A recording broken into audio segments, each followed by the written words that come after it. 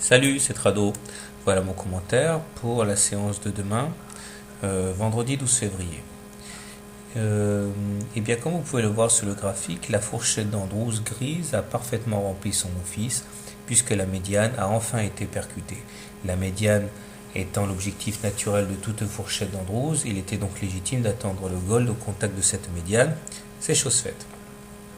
Le prochain objectif graphique est le haut du biseau noir, c'est-à-dire vers 1107. Ce sera peut-être pour demain. En tout cas, si on regarde les indicateurs techniques, il est clair que ça s'est bien amélioré d'un coup, puisque si le stochastique confirme son passage de signal, il arrive d'ailleurs sur la zone des 50, le momentum, lui, présente un visage bien plus accueillant avec un passage de la ligne de 0, et le MACD est en train également de valider son croisement de signal.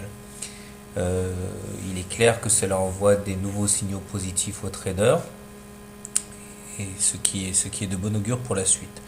La M7 et la M20 sont toujours décroissantes, mais elles ont été toutes les deux battues en brèche par l'or. Nous sommes au-dessus donc de la M20, mais cette M20 étant toujours décroissante, la tendance n'est pas vraiment haussière. Nous sommes tout simplement sans tendance. Pour que la tendance haussière reprenne ses droits, il faut absolument retourner la M20 vers le nord.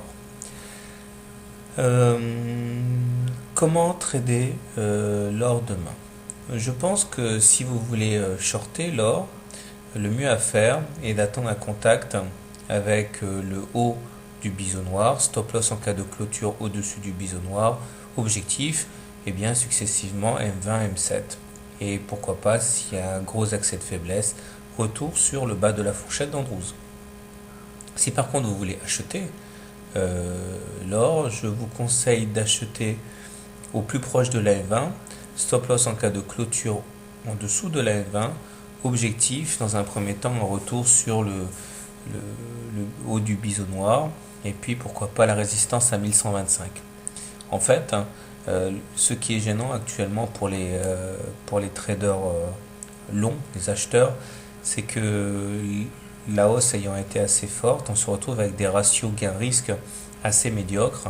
Et si on veut que ce soit intéressant en termes de ratio gain-risque, il faut sans doute viser plus haut, c'est-à-dire un objectif qui serait ni plus ni moins les précédents plus hauts à 1225 et un stop loss sous les plus bas à 1044. Bon, ça fait des objectifs et un stop loss assez ambitieux, mais c'est la seule façon de faire un trade avec un ratio gain potentiel, perte potentielle avantageux.